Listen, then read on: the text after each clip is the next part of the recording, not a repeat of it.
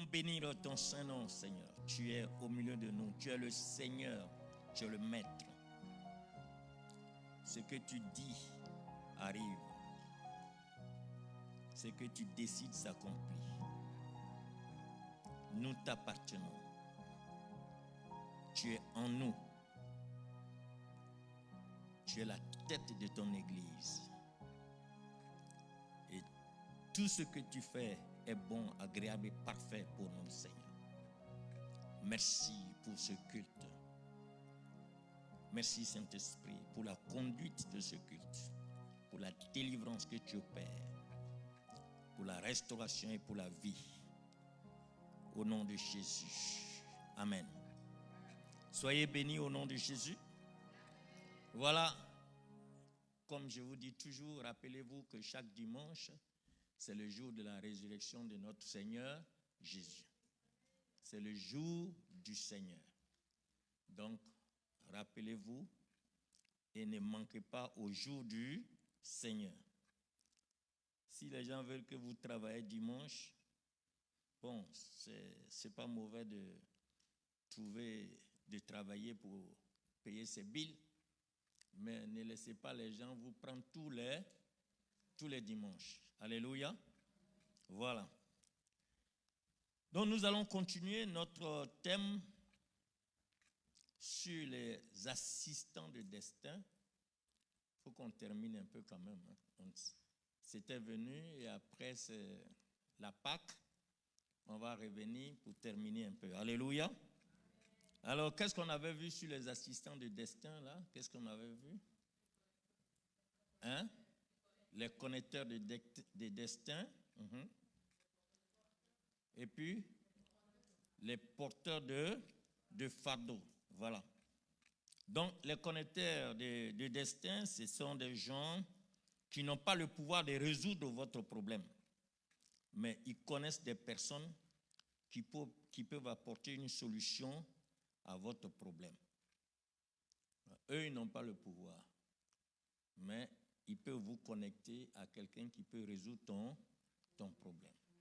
Comme on a vu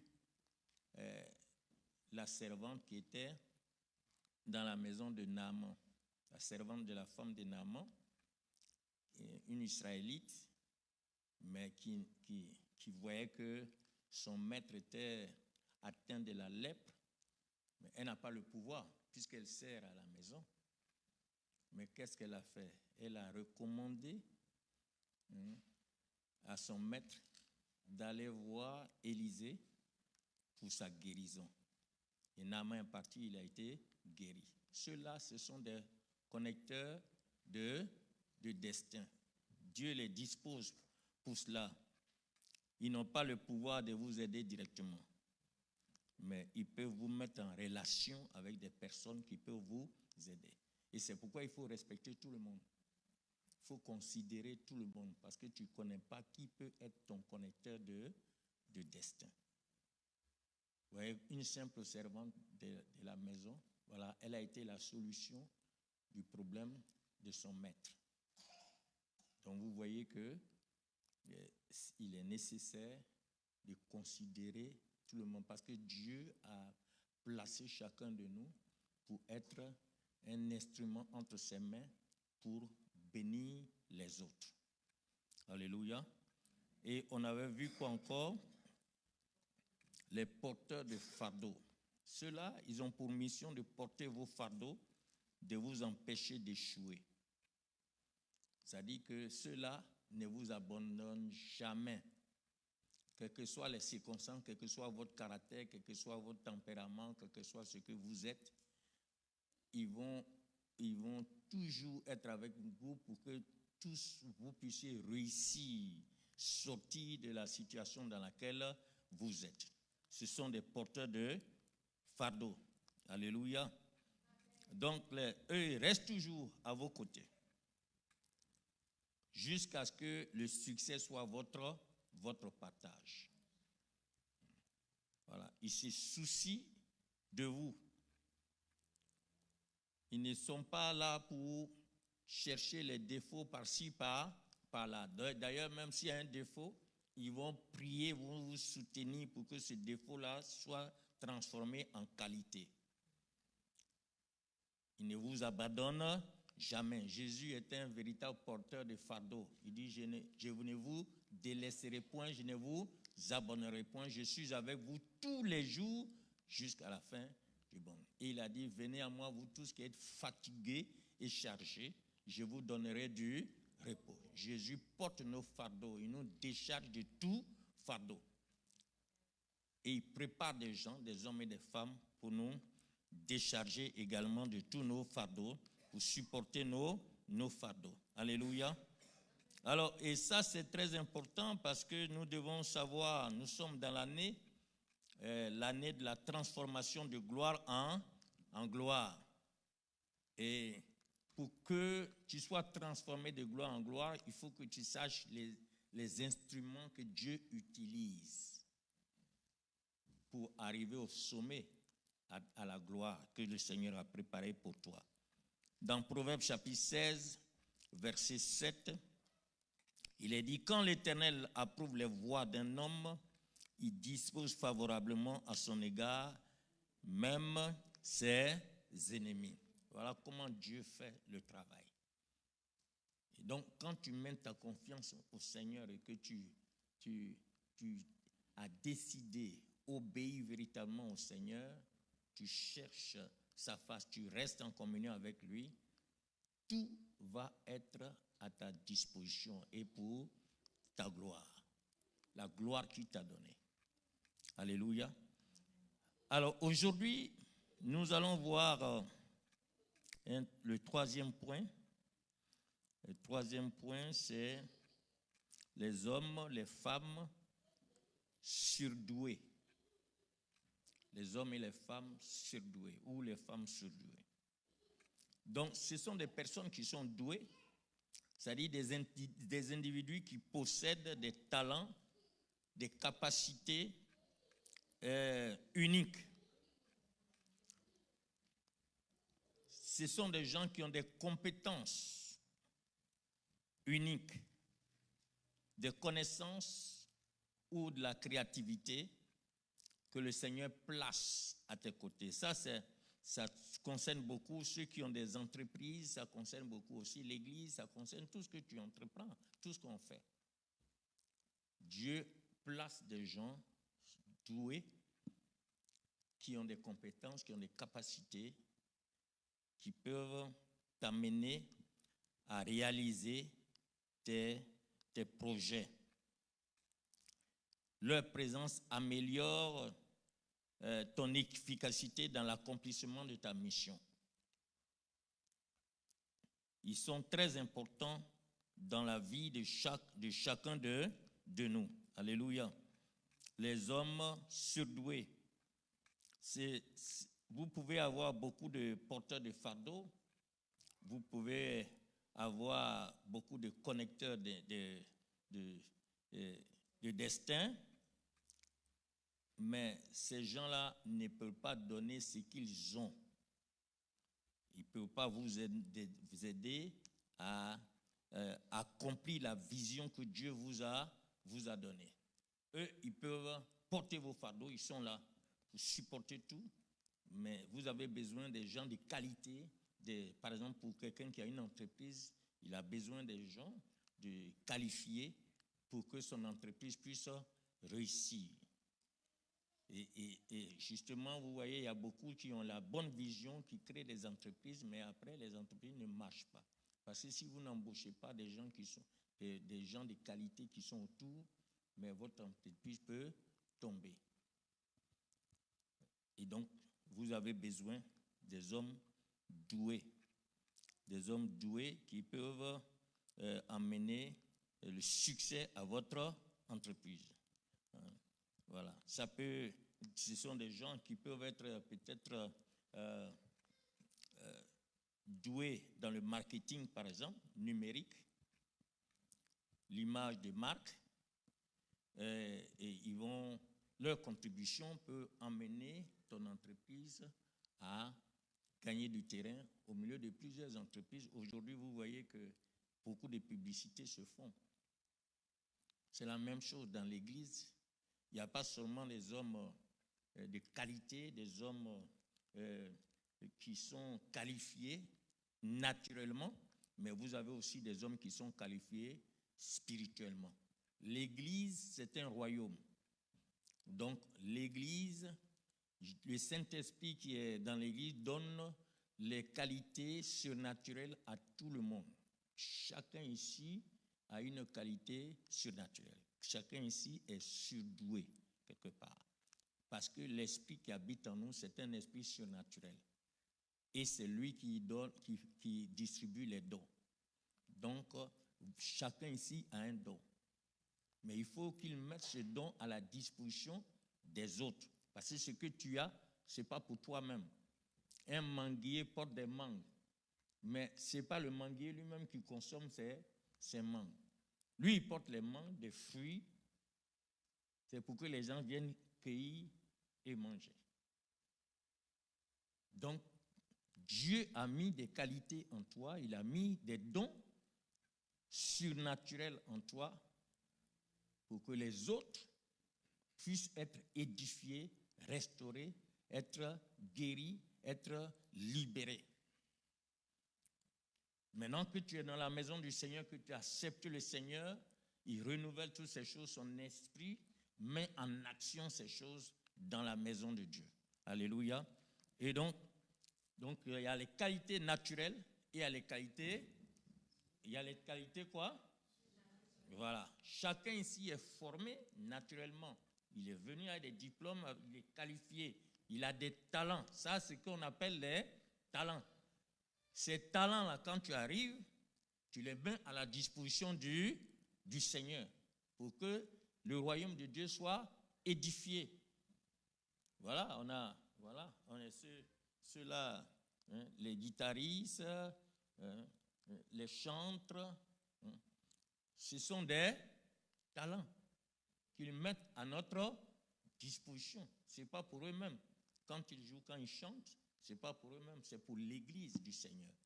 Et chacun de nous aussi a des talents et aussi des dons spirituels. Et ces dons-là sont surnaturels. Regardez un peu dans l'Ancien Testament. Vous voyez, quand Moïse a été choisi, il devait construire l'arche de Dieu. Dieu lui a donné tout ce qu'il faut, toutes les informations qu'il faut pour construire l'arche de Dieu. Mais Moïse n'est pas qualifié pour construire cette arche-là. Dieu va qualifier des gens qui vont venir construire cette arche. Est-ce que vous comprenez? Voilà. Ce sont des gens surdoués. Moïse avait la vision, il avait tout ce qu'il fallait. Dieu lui a tout montré. Bon, maintenant tu as tout. Toi, tu ne peux pas aller construire. Ça, c'est différent par rapport à Noé. Noé, lui, l'a reçu et il doit bâtir, il doit construire le bateau. Lui, il l'a fait. Mais Moïse, lui, ce n'est pas cela. Regardons le passage dans Exode chapitre 31.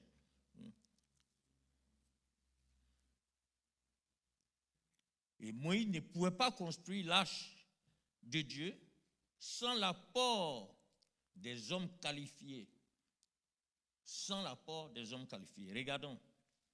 Alors, à partir du verset 31, chapitre 31, à partir du verset 2, regardez. Sache que j'ai choisi Bezalel, fils d'Uri, fils de Hur, de la tribu de Juda. Je l'ai rempli de l'Esprit de Dieu, de sagesse, d'intelligence et de savoir pour toutes sortes d'ouvrages. Je l'ai rendu capable de faire des inventions, de travailler l'or, l'argent et l'airain, de graver les pierres à enchâsser, de travailler le bois et d'exécuter toutes sortes d'ouvrages. Et voici, je lui ai donné pour aide Oholiab, fils d'Ishasamac, de la tribu de Dan. J'ai mis de l'intelligence dans l'esprit de tous ceux qui sont habiles pour qu'ils fassent tout ce que je t'ai ordonné. Vous voyez? J'ai mis de l'intelligence dans, ici, il est dit quoi? Dans dans l'esprit de tous ceux qui sont habiles. Et qui les a rendus habiles, c'est le Seigneur lui-même encore. Son esprit est venu en eux. Et il dit quoi? Pour qu'ils fassent tout ce que je t'ai ordonné. Donc Moïse ne pouvait pas tout faire. Il avait besoin de ces hommes, de ces hommes de surdoués qui avaient tout. Parce que là, Bessalel, lui, il était rempli de l'esprit. Il pouvait inventer, il pouvait tout faire. Et donc c'est lui, avec Oholiab, qui ont pu construire l'arche de l'Éternel. L'arche avec toutes les dimensions, tout ce que Dieu avait demandé, tous les petits détails. C'est ces deux-là, ce sont ces deux-là qui ont dirigé l'ouvrage pour l'accomplissement de la vision, la construction de l'arche. Voilà les hommes, des hommes surdoués. C'est l'Esprit de Dieu. C'est Dieu qui qualifie les gens. Vous voyez? Alors que quand vous avez des connecteurs de destin, c'est différent. On a besoin des connecteurs de destin. On a besoin des porteurs de fardeau. Des gens qui sont avec nous, dans le malheur comme dans le bonheur. Et ça même, c'est encore plus important dans la vie de couple. Des porteurs de fardeau. L'Église doit vivre cette vie. Chaque chrétien est un porteur de fardeau. C'est pourquoi le Seigneur a dit portez les fardeaux les uns les autres. Déchargez-vous. Vous voyez, on doit supporter les autres, on doit porter les fardeaux les uns des autres. Si Dieu te révèle le défaut d'un frère ou d'une sœur, ce n'est pas pour aller critiquer, c'est pourquoi? C'est pour prier pour que la personne soit libérée. Parce qu'on est des frères et des sœurs. On partage, c'est le sang de Jésus qui nous lie. C'est plus que nos frères, nos sœurs dans la chair. Parce que parmi les frères et les sœurs dans la chair, là, il y a des sorciers là-bas qui veulent notre perte. Mais tu ne peux pas avoir un sorcier ici, dans la maison du Seigneur. Le sang de Jésus est là. À moins que ce soit un faux chrétien, mais s'il est faux aussi, il sera mis en nu. Dieu va régler son cas. Alléluia. Mais nous sommes des frères et des sœurs. Le problème de l'un doit être le problème de l'autre. Le fardeau de l'un doit être le fardeau de l'autre. Le bonheur de l'un doit être le bonheur de l'autre. C'est ça. C'est ça les porteurs de fardeau. Et puis vous avez ici maintenant les gens qui sont qualifiés. Alléluia. Donc il y a les talents. Tu es venu à l'église. Peut-être tu as une formation de marketing, beaucoup de choses pour la publicité. Les choses. Tu fais ce travail-là, là-bas pour gagner les dollars. Mais quand tu es à la maison de Dieu, mets ce talent-là au service du Seigneur. Il faut que les gens connaissent l'église aussi.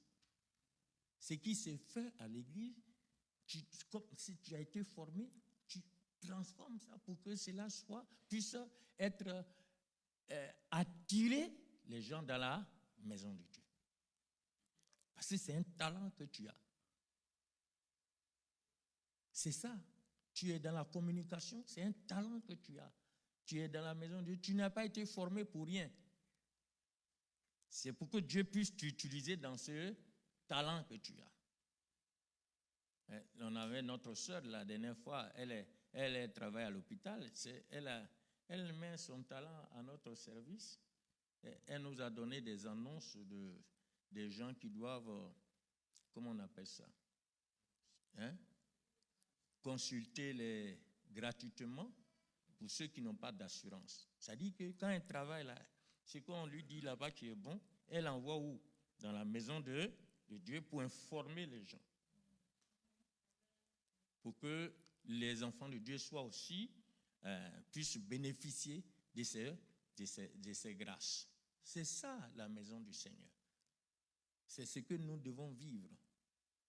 Tu es au travail là-bas, on cherche un travailleur, on cherche quelqu'un qui veut travailler, mais tu ne vas pas ailleurs. Tu viens dans la maison du Seigneur, s'il y a un chômeur là-bas qu'il faut, tu le proposes. Et lui aussi va travailler. Alléluia. on porte les fardeaux les uns les autres. Et il y a des gens de talent maintenant, les gens de dons spirituels, comme Bessalel, comme Oholiab. Regardons dans Éphésiens chapitre 4, versets 11 à 15. Mais avant d'arriver à Éphésiens, je vais vous lire 2 Rois chapitre 3, verset 15. Pour comprendre encore sur les dons. Vous voyez le prophète Élisée, il a dit, maintenant amenez-moi un joueur de harpe. Et comme le joueur de harpe jouait, la main de l'Éternel fut sur Élisée. Alléluia. Élisée avait besoin du ministère de louange pour l'aider dans son ministère de prophète. Il voulait prophétiser. C'est un prophète. Mais avant qu'il manifeste ce don, il avait besoin d'un joueur de harpe. Il avait besoin du ministère de louange. Puisque Dieu siège dans la louange. Donc quand le joueur est arrivé, il a commencé à jouer. Il est dans son talent, il est dans son don. Il a commencé à jouer. L'esprit va descendre, la puissance va se manifester dans la vie d'Élisée et il va commencer à prophétiser. Vous voyez, lui, il est prophète. Il pouvait prophétiser comme ça, mais il avait besoin de quelqu'un qui est qualifié aussi, qui avait le don de louange, d'adoration. Donc, la personne qui a commencé à jouer, et puis, c'est ce que David était. Quand Saül avait des problèmes, on fait venir David. David vient, il joue à la harpe, comme c'est un prophète. Il joue. Quand il joue, le démon qui animait Saül fuit. Et Saül se sent à l'aise. Comme Saül, lui, il est lié, le démon part. Quand David n'est pas là, le démon revient encore. Et si tu ne veux pas abandonner le péché, on chasse le démon. Après, il revient. C'est ce que Jésus a dit, n'est-ce pas? Quand il a des problèmes, allez, on appelle David. Il vient avec sa harpe. Le prophète arrive. Il commence à jouer, à louer le Seigneur. Le démon ne peut plus tenir. L'environnement est complètement miné par la puissance du Saint-Esprit. Le démon est obligé de fuir.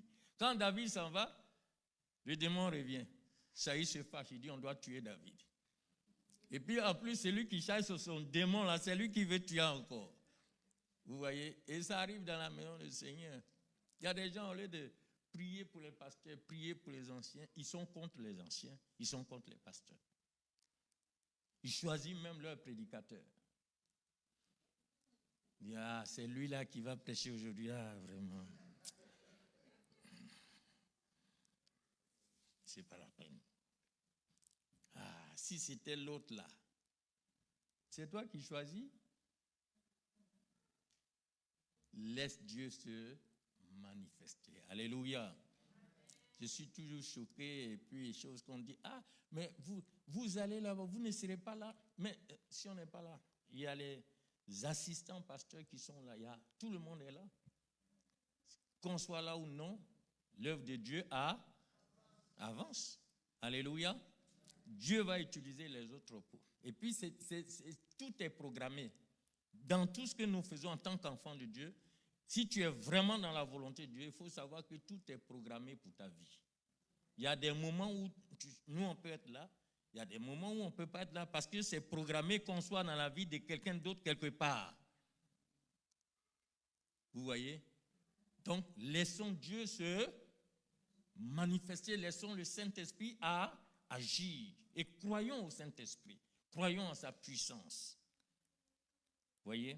Regardons Éphésiens chapitre 4 maintenant, versets 11 à 15, il est dit, il a donné les uns comme apôtres, les autres comme prophètes, les autres comme évangélistes, les autres comme pasteurs et docteurs, pour le perfectionnement des saints en vue de l'œuvre du ministère et de l'édification du corps de Christ, jusqu'à ce que nous soyons tous parvenus à l'unité de la foi et de la connaissance du Fils de Dieu, à l'état d'homme fait, à la mesure de la stature parfaite de Christ, afin que nous ne soyons plus des enfants flottants et emportés à tout vent de doctrine par la tromperie des hommes, par leur ruse dans les moyens de séduction, mais que professant la vérité dans la charité, nous croissions à tous égards en celui qui est le chef Christ.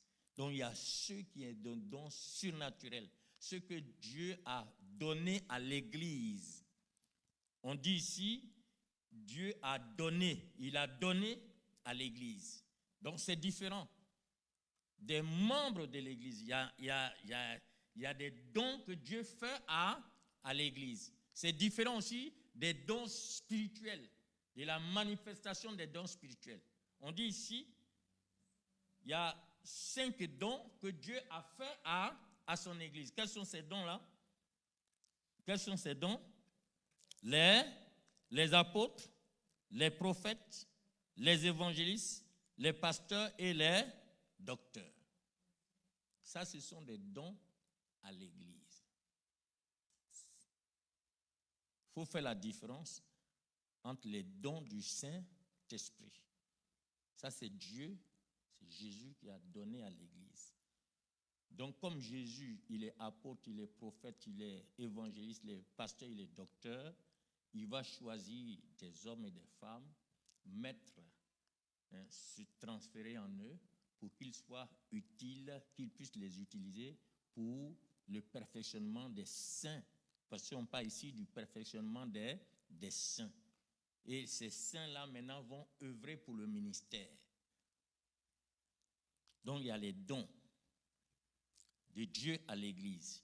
Il y a aussi ceux qui ont des dons surnaturels pour édifier l'Église, pour bâtir l'Église. Et c'est là maintenant qu'on va voir les dons du Saint-Esprit. Et dans les dons du Saint-Esprit, dans 1 Corinthiens chapitre 12, verset 1 à 12, on a 9 dons du Saint-Esprit. Ces 9 dons, moi je les répartis en 3 parties ici. Vous voyez, on peut lire ce passage, vous allez voir. Alors, 1 Corinthiens 12, 1 à 12 dit, pour ce qui concerne les dons spirituels, donc les dons spirituels, on a parlé des talents, mais là maintenant on est en train de parler de quoi? Des dons spirituels, c'est-à-dire les dons surnaturels. Pour ce qui concerne les dons spirituels, je ne veux pas, frères, que vous soyez dans l'ignorance. Donc un enfant de Dieu ne doit pas être dans l'ignorance. Mon peuple périt par manque de connaissance. Dieu n'aime pas les ignorants. Lui, il est un Dieu de révélation. Alléluia. Il dit, vous savez que lorsque vous étiez païens, vous vous laissiez entraîner vers les idoles muettes selon que vous étiez conduits. Donc, quand on était païen, c'est des idoles. On nous envoie les idoles. Je me rappelle de mon papa, il a un fétiche là qui est dans son sac, là, il met ici. Quand il doit aller à l'école, il a les coris là, il a un nom, les colas, c'est colas, il prend ça, il divise. Puisqu'il n'avait pas de coris, donc il a pris colas, 2 colas qu'il a divisé, ça fait 4 parties. Donc il y a les faces et puis il y a les piles. Maintenant, quand on veut partir, chaque fois que la rentrée arrive, il m'appelle toujours, on va dans la maison, c'est là-bas, il va dans le coin là-bas, il sort son truc là, c'est dans un truc là, il met ici. Il dit, bon, mon fils va aller à l'école. S'il doit réussir, il faut que les 4 coins là, les 4 là soient face. Et puis, il remue la cola là dans sa main comme ça. Après, il jette. Et un jour, je l'ai regardé. Quand il a jeté, il y a un seulement qui a fait face. Les 3 là ont fait pile. Il a repris encore. Il dit, je t'ai dit, si mon fils doit réussir, il faut que les 4 soient face. Moi, je le regarde seulement. Il a fait encore, il a jeté, il y a 2 faces, 2 piles. Il a repris encore, il dit, je t'ai dit, mais je me dis dans mon cœur, je dis, mais le fétiche a déjà pris, il a pris sa décision. Pourquoi lui, il veut faire? Vous voyez, donc, souvent les gens prennent Dieu pour un fétiche. Ils veulent qu'il accomplisse forcément leur volonté. Mais si c'est lui qui te dirige, toi tu as dit 4 faces. Lui, il a fait 1. Les autres sont piles. Donc, il faut savoir que lui, là, il ne doit pas aller à l'école. Parce que s'il va là-bas, ça ne va pas marcher. Mais tu fais tout pour que tout soit face. Comme ça, tu dis. Et il a tout fait. Hein. On était là. On a pris du temps. On a pris du temps jusqu'à ce que ça soit face. Il dit, voilà, tu peux partir maintenant, ça peut marcher.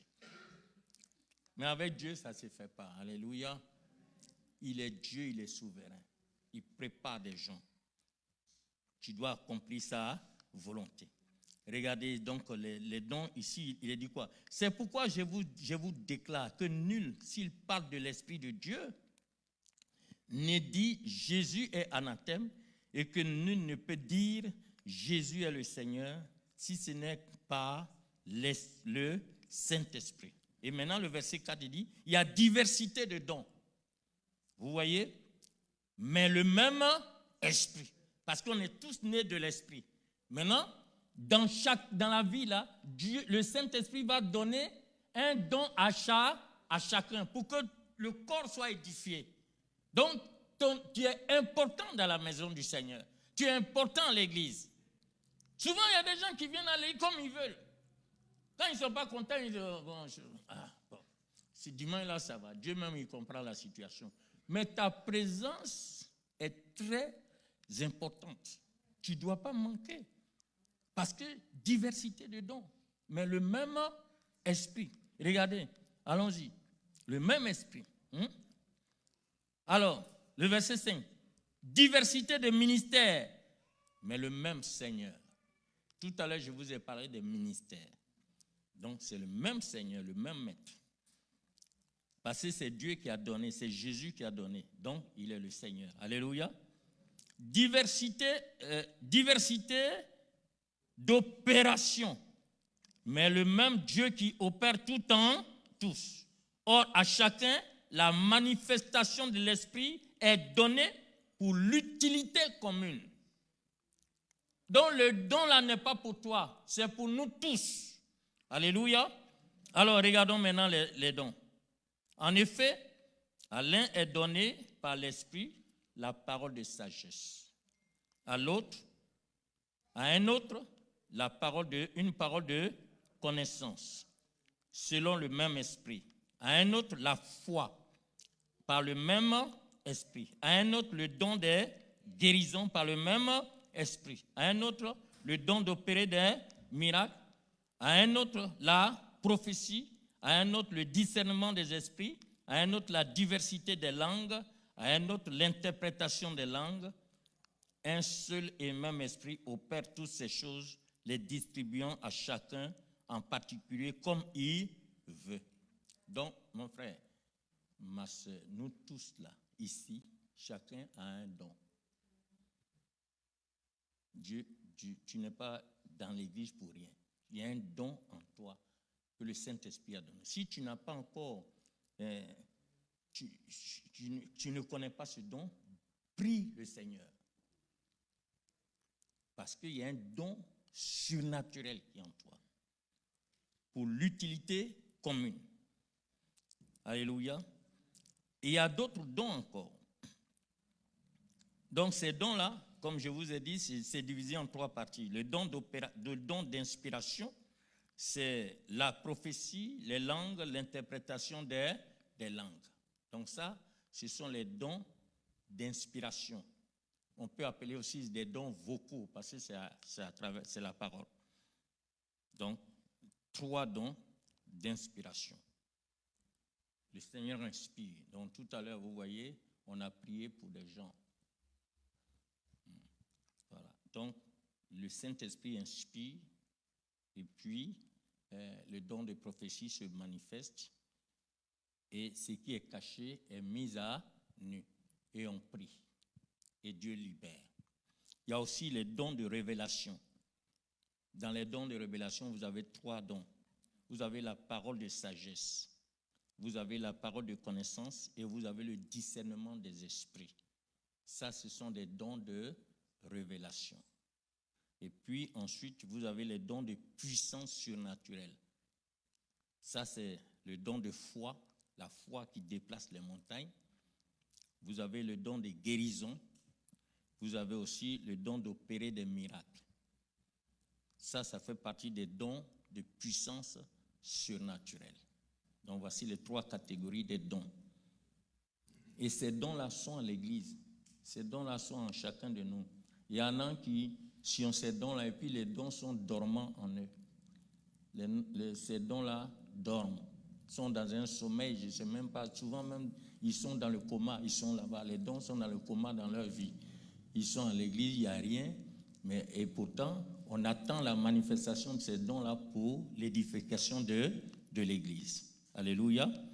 À côté de cela, il y a des dons encore. Dans Romains chapitre 12, l'apôtre Paul parle de d'autres dons, le don d'exhortation, le don de libéralité.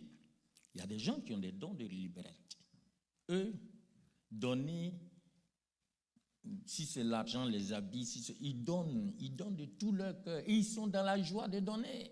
Ça, c'est un don de libéralité. On a besoin de ces gens. Ils sont dans la maison de Dieu aussi. Je connais une soeur, elle donne seulement. Elle est contente pour donner. Vous voyez? Les dons de libéralité. Ça ne veut pas dire que tout le monde. Parce qu'il y en a qui donnent par obéissance, mais il y en a qui ont le don de libéralité. Dans la Bible, vous avez vu le cas de Dorcas. Elle a donné. Quand elle était décédée, tout le monde était triste. J'étais obligé d'aller chercher Pierre pour venir prier. Elle a été ressuscitée. Parce que c'était un don de libéralité. Sa présence, son absence a touché tout le monde. Et donc, vous avez ces dons-là dans 1 Corinthiens chapitre 12, versets 6 à 8. Alléluia. Et Romains 12, versets 6 à 8. Maintenant, 1 Corinthiens 12, 28, il est dit, aspirez aux dons les meilleurs. Aspirez aux dons les meilleurs. Donc, tu dois aspirer aux dons les meilleurs. Il y a le chapitre 13 qui parle des dons de charité, et tu as le chapitre 14 qui parle des dons de prophétie, et dons de langue, et surtout le don de prophétie. Aspirer aux dons les meilleurs. Quels sont les dons dans tout ce qu'on a cité là? Qu'est-ce qui est meilleur pour toi? Tu dois aspirer à ça. Donc, jeûner, prier. Demander au Seigneur que ces dons soient en action dans ta vie et le Seigneur va le faire. Parce qu'il faut que tu sois un assistant de destinée pour chaque personne ici.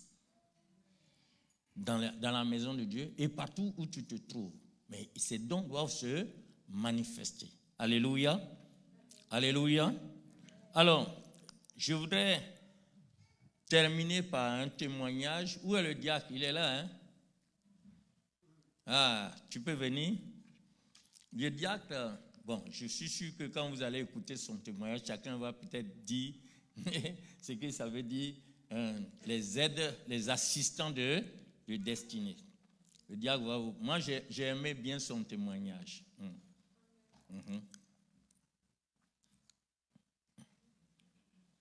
Ça parle pas? C'est toi-même qui as mute là-bas. Tu te mutes. Ok, ça marche. Ça est béni. Ok. Je commence où? Ok. Ok. Donc, c'était dans les années 90. Voilà, j'étais jeune et puis l'idée m'était venue de partir en Europe. Donc, dans ces années-là, avec le passeport ivoirien, tu n'avais pas besoin de visa. Donc, je me suis levé, j'ai pris mon passeport et puis bon, voilà, j'ai pris un vol et je suis parti en Finlande parce que je connaissais un ami qui était là-bas. Et je suis allé, j'ai débarqué chez lui. Et bon, il m'a accueilli parce que bon, on se connaissait depuis longtemps. Et après ça, bon, j'ai passé 2 semaines et il m'a dit non, ben voilà, les 2 semaines sont passées, mais voilà, mon frère, je n'ai plus besoin de toi ici, il faut rentrer en Côte d'Ivoire. Je dis ok, il n'y a pas de problème. J'avais un billet aller-retour. Donc j'ai pris mes bagages, je suis allé à l'aéroport, mais malheureusement, ou heureusement, mon billet, je devais faire escale en Roumanie. En fait, je devais faire escale dans un autre pays et j'avais besoin d'un visa.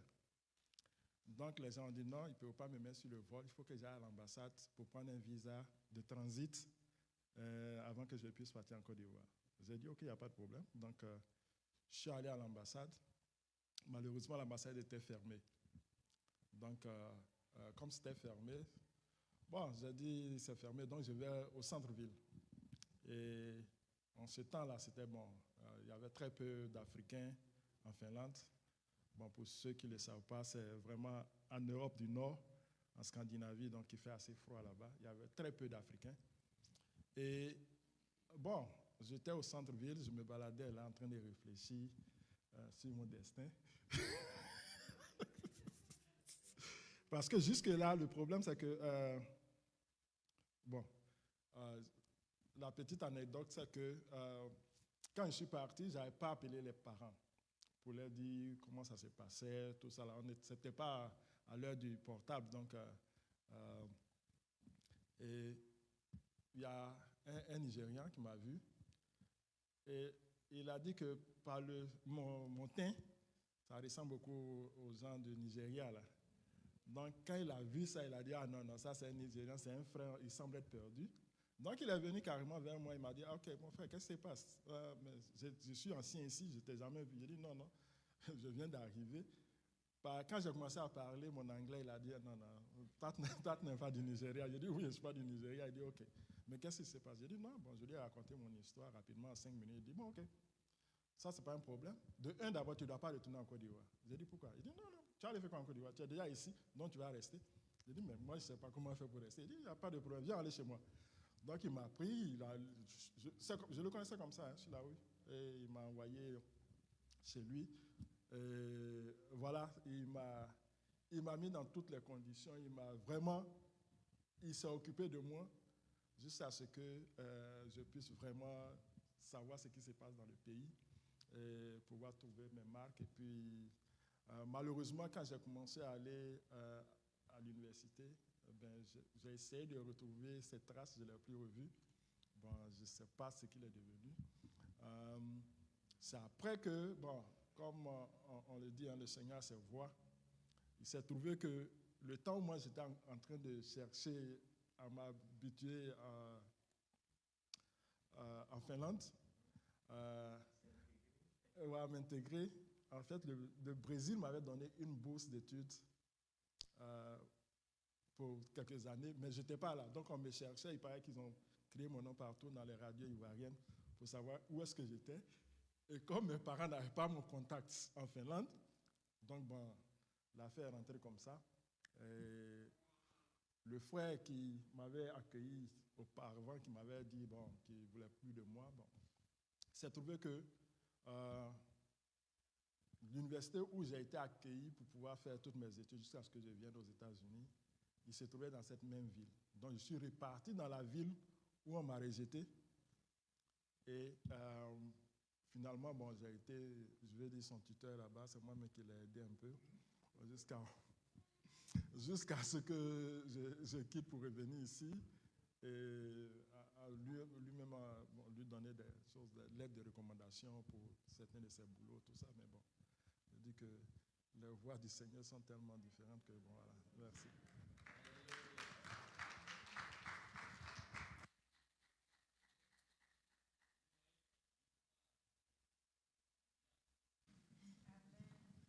Dieu avait placé quelqu'un pour sa destinée. Ouais. Sinon, il retournait en Côte d'Ivoire. Peut-être il allait aller au Brésil. Est-ce que ça allait marcher au Brésil? Je ne sais pas. C'était la Finlande que Dieu a appelée. Il a fallu que l'autre le rejette pour qu'il trouve un bon tuteur. Ouais. Tout ça, c'était dans le plan du Seigneur. Alléluia. Donc, il a trouvé un porteur de fardeau qui, lui, s'est identifié, qui dit non, non, non, tu ne dois plus retourner en Afrique, tu dois rester ici, faire tes études. Et il a orienté dans tous les domaines. Et voilà, le frère fait ses études, il finit les études, maintenant il commence à travailler, c'est celui qui l'a renvoyé là, et se retrouve dans des problèmes. Et il accueille encore. Ça, c'est vraiment un bon cœur. Que le Seigneur te bénisse. Pareil, si Dieu l'avait appelé à ça. Sinon, si c'est certains vont dire, c'est très bien pour lui. C'est bien pour lui-même. Dieu le punit maintenant pour ça.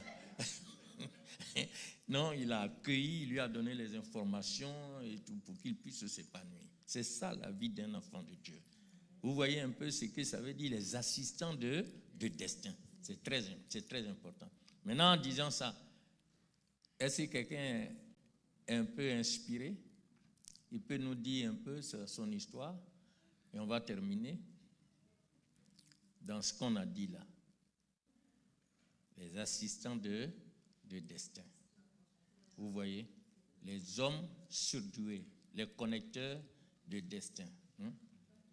Hein? Oui, viens. Hein? Il y a beaucoup de gens, trop de témoignages. Donc c'est pour vous dire que Dieu programme les gens pour la vie des autres. Alléluia.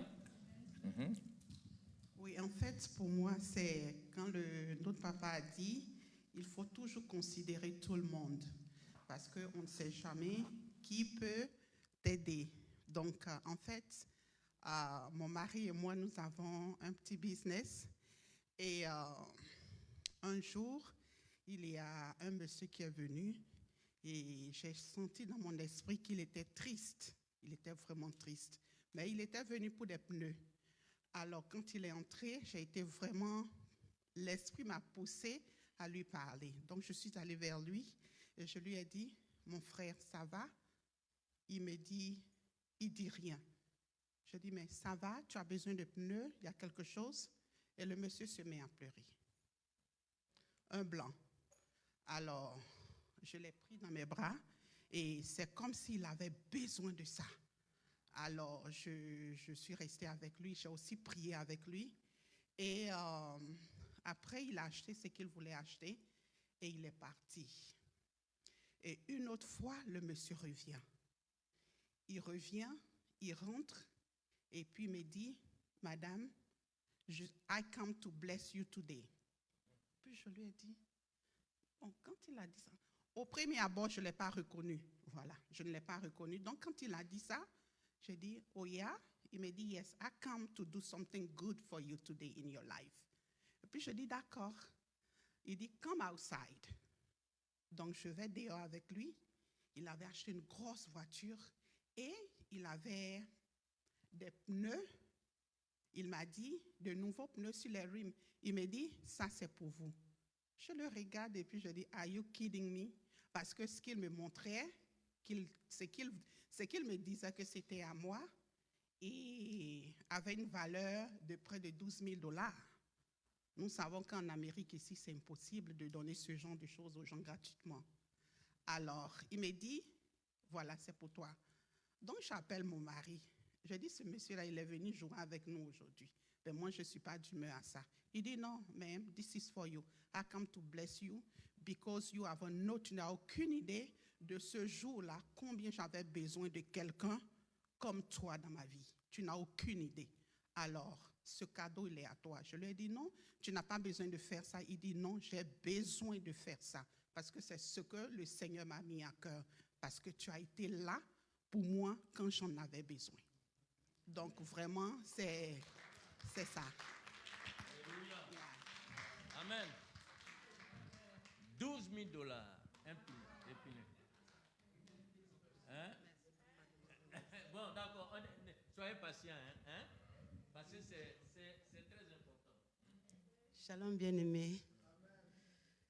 Je voudrais bénir le Seigneur pour ce thème. J'arrive dans cette communauté où papa était en train de prêcher sur le porteur de vision. Et c'est ce jour-là où je me suis présentée.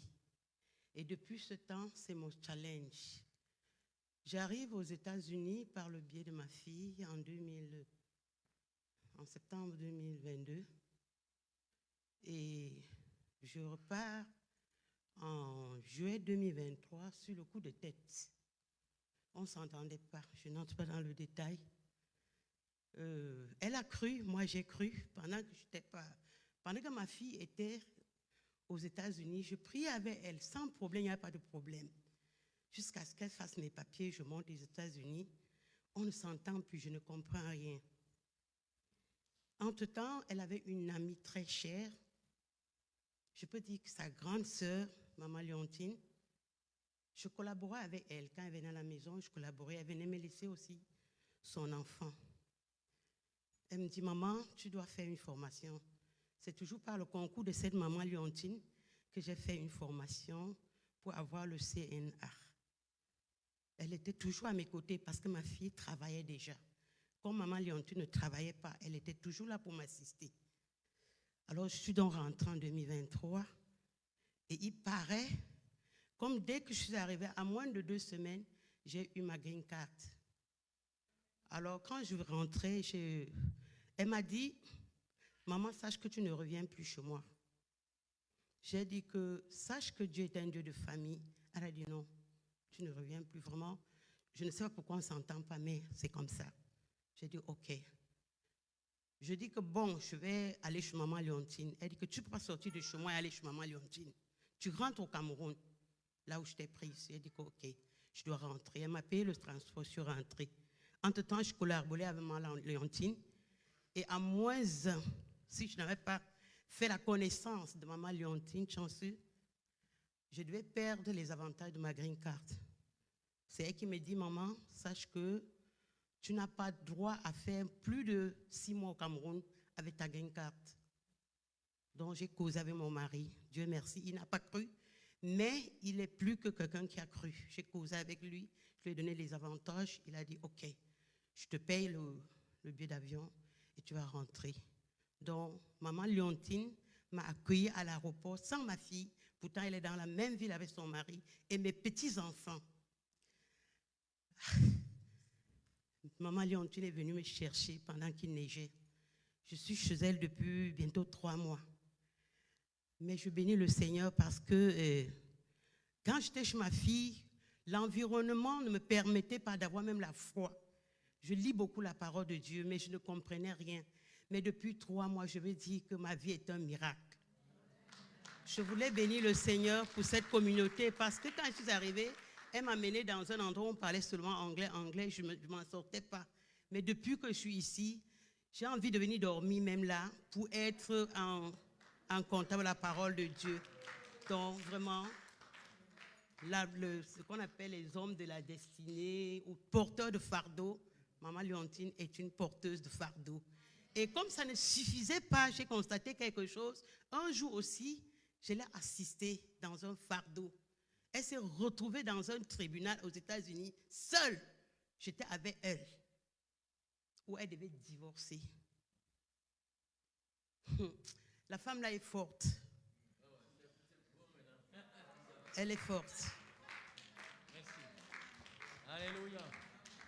Les porteurs de fardeau. Donc, c'était juste des exemples pour que chacun puisse comprendre. Tu veux parler aussi? Porteur de fardeau. Alléluia, gloire à Jésus. Voilà. Moi, c'est hier. C'était pas peut-être pas comme les histoires des autres des sœurs. Bon, hier, j'étais à la maison. C'était le week-end. J'étais un peu vite fatigué à cause des circonstances dans la semaine. Donc, je dormais. Et après, je me lève. J'entends des bruits. J'entendais du bruit parce que nous sommes au troisième. Donc, j'entendais du bruit au 2e. Et je dis, bon, j'allais aux toilettes. Donc, je pars vers les toilettes. Et j'entends notre voisine du bas, c'est une américaine. Elle a commencé à jeter. C'est-à-dire qu'avant que j'arrive, elle jetait derrière les trucs de sa fenêtre, de son building, à la fenêtre, pas du devant, mais du derrière, où il y avait le balconnet. Donc, elle jetait tout. Elle prenait tout ce qui était dans le frigidaire, elle jetait. Je dis, mais qu'est-ce qui se passe? Entre-temps, ma femme et mes enfants, ils étaient en train de prier au salon. Donc, elle était dans la prière, je lui ai rien dit. Donc, j'ai appelé Anna. J'ai dit, Anna, viens. J'ai dit, peut-être que je ne suis pas bien voir. J'ai dit, viens. Donc, elle vient. Il dit, est-ce que tu vois la femme matin? J'ai dit, la chose dehors. Elle me dit, oui. J'ai dit, bon, il ne sait pas ce qui se passe. Donc, je prends mon téléphone, j'appelle 911. J'ai dit, 911.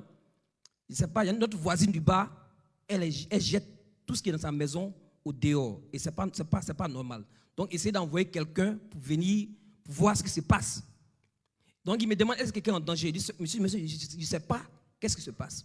Mais envoie quelqu'un pour on puisse voir ce qui se passe en bas. Et là, je me mets aux choses à la fenêtre et je regarde, parce que j'attends le policier qui vienne, dès qu'il vienne, que je lui dise exactement là où la dame se trouve. J'attends, je ne vois personne. Et en même temps, je vois la dame qui sort, qui rentre dans son véhicule et elle part. Et là, je vais au salon, je dis, bon, la dame est en train de partir, il faut que je sorte. Ah non, ma femme, mes enfants, ils ont commencé à pleurer. Daddy, tu ne pars pas, tu ne sors pas. Ils ont commencé à pleurer. Je dis, non, parce que j'ai appelé les policiers, il faut que j'aille pour que les gens sachent que c'est moi qui ai appelé, les appelés. Vous savez, on est africains ici, mais les gens ont toujours peur. Quand ils viennent à appeler la police, quand il y a quelque chose. Mais je vais encourager les gens, il ne faut pas qu'on ait peur. S'il y a des situations qui arrivent, on doit appeler. On doit appeler. On a toujours peur parce qu'on est africain ou bien parce qu'on est étranger. Il faut appeler. C'est aussi être un assistant de destin. Tu es dans une communauté. Papa, tu es chrétien, tu dois t'isoler des autres personnes. Dieu t'a mis là-bas pour quelque chose. Et là, je descends. Et après, ils m'ont laissé sortir. Je descends. Et je ne suis pas jusqu'au bas, je suis au deuxième floor et je regarde ma voisine du deuxième floor qui est sortie. Je dis, mais madame, qu'est-ce qui se passe? Elle dit, non, il y a le fumé, il y a fumé, elle voit qu'il y a fumé qui sort. Donc la dame, elle a mis le feu et elle sort et elle part à son véhicule. Donc je remonte maintenant, je dis, sortez! Donc je commence à frapper les portes de tous mes voisins. De sortir jusqu'au bas, de sortir. Et là, tout le monde est sorti. Et là, ils ont amené les pompiers. Donc, avant que les policiers n'arrivent, j'ai pris mon téléphone encore, j'ai appelé. Je dis, sir, this is the second time I'm calling. About our neighbors downstairs. And now we see a fire. Envoyez la police et les ambulances parce que la fumée a très chaud. Donc, entre-temps, la rame a commencé à siffler. Et les pompiers sont venus de partout. Ils ont bloqué. Il y a au moins, je ne sais pas, 4 ou bien 5 grands trocs. Ils sont arrivés, ils ont cassé et ils sont allés éteindre le feu. Ils ont cassé les portes des appartements. Actuellement, je vous parle d'autres appartements que les portes, c'est gâté. Parce qu'on n'a pas dit que non, parce que c'est sur l'appartement, ils vont ne pas. Non, ils ont tout cassé pour vérifier qu'il n'y avait personne dans les appartements. Parce que la fumée, on ne contrôle pas la fumée. Il peut y avoir une chose, mais la fumée peut entrer dans les appartements. Et là, ils ont commencé à demander qui était là, qui va appeler. Je dis non, j'ai appelé. Voilà, donc j'ai appelé et je lui ai dit non, voilà, c'était moi qui avais appelé.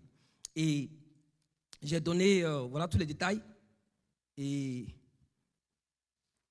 peut-être 1 heure plus tard, la dame revient.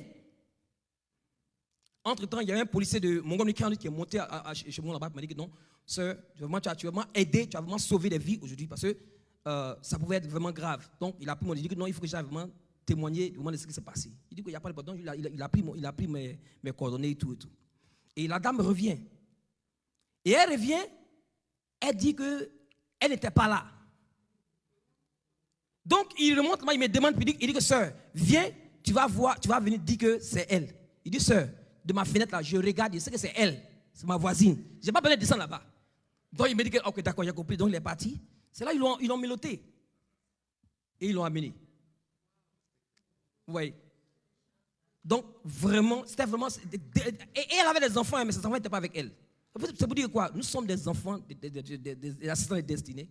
Voilà, comme ça aussi. Là où Dieu t'a amené, pas seulement à l'église, mais là où tu habites, tu dois être assisté. Il ne faut pas dire que non, par exemple, que tu non, tu es dans ton coin. Non. Tu es là-bas parce que tu as quelque chose que tu dois faire aussi. Voilà, soyez bénis. Alléluia. Amen. Ah là ça c'est l'actualité, ça. Ça c'est l'actualité même. Donc peut-être c'est un grand reportage. Hein.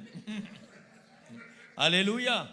Donc les assistants de destinée, nous devons savoir, nous devons être des assistants de destinée. Parce que tu ne sais pas où se trouve ta bénédiction. Vous comprenez, c'est pour ça que la Bible dit d'être hospitalier. Abraham avait assisté des gens, des anges qui étaient venus. Il a lavé les pieds, il leur a donné à manger. Il ne savait pas que c'était des anges, qui venait apporter la bonne nouvelle à sa famille. Mais comme il a habitué à pratiquer la libéralité, quand il les a vus, ils sont venus comme des étrangers qui viennent de loin. Il dit, venez, ma femme va apprêter quelque chose, vous allez manger avant de continuer votre chemin. Oh, c'est là qu'ils étaient venus. Et quand Sarah a commencé à apprêter maintenant les choses, et ils ont commencé à dire, à cette date de l'année prochaine, Sarah sera enceinte. Elle est là-bas, elle a entendu, elle a ri. Elle dit, ces étrangers-là, ils disent quoi? Oh, ce sont des anges. Soyons prêts à être des assistants de destinée pour les autres. On va se lever pour prier. Comme il est déjà l'heure passée. Bon, il est 16 heures passées. Alléluia. Donc vous voyez que c'est important. Chaque personne, chaque individu est important. Même si vous le voyez, il est fou, il est important. Voilà quelqu'un qui pleurait. Voilà, notre soeur va l'assister. Il avait besoin seulement de petits câlins pour la parole. Il a eu son câlin, il a eu la parole. Maintenant, il est parti. Quand il a été fortifié, il est revenu maintenant avec des puniers de $12 000. Donc, les $12 000 étaient là. Hein? Dieu voulait la bénir. Alléluia. Donc, on va prier. Tu vas prier pour toi. Tu vas prier vraiment que les dons qui sont en toi, les talents, tu puisses vraiment les exercer. Demandez au Saint-Esprit d'agir dans ta vie. Que ce soit dans la maison de Dieu, que ce soit partout où tu te trouves. Alléluia. Voilà, l'ancien, grâce à l'ancien, vous voyez, tout un immeuble a été sauvé. Alléluia. Parce que la dame, elle a voulu incendier tout l'immeuble. Maintenant, elle revenait sur son lieu de crime. Elle s'attendait que tout allait brûler, maintenant voir les pompiers. Elle arrive, tout est intact. Maintenant, elle dit qu'elle n'était pas à la maison. Mais ce n'est pas elle, ce sont des esprits qui voulaient tuer les gens. Vous voyez? Donc, elle a fait exprès, elle a jeté d'abord les choses dehors pour que les gens sachent que, voilà, ces choses. Donc, elle met maintenant le feu, puis elle sort avec ses enfants, tranquillement.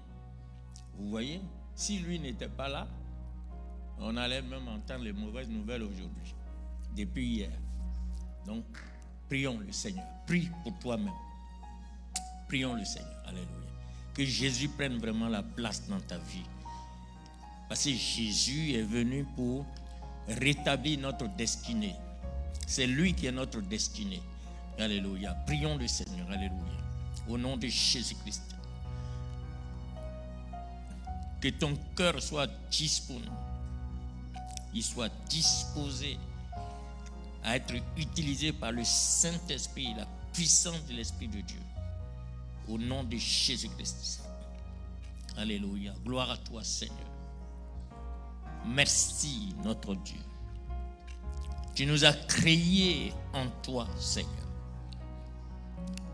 Comme tu es le porteur de fardeau, comme tu as tous les dons en toi, tu es le connecteur de destin entre nous et le Père céleste. Comme tu es le Seigneur des Seigneurs, Seigneur, manifeste tous ces dons en nous, Seigneur, dans ton Église, à travers ton Église, pour le salut de l'humanité, pour ta gloire, pour la délivrance, pour la restauration, pour la bénédiction de tes enfants. Que la louange te revienne. Donne, Seigneur, à ta parole d'être imprimée au fond de notre cœur, qu'on puisse la vivre, la mettre en pratique pour ta gloire, par la puissance de ton esprit. Tu bénis ton peuple, Seigneur. Merci pour ta grâce. Au nom de Jésus-Christ. Amen.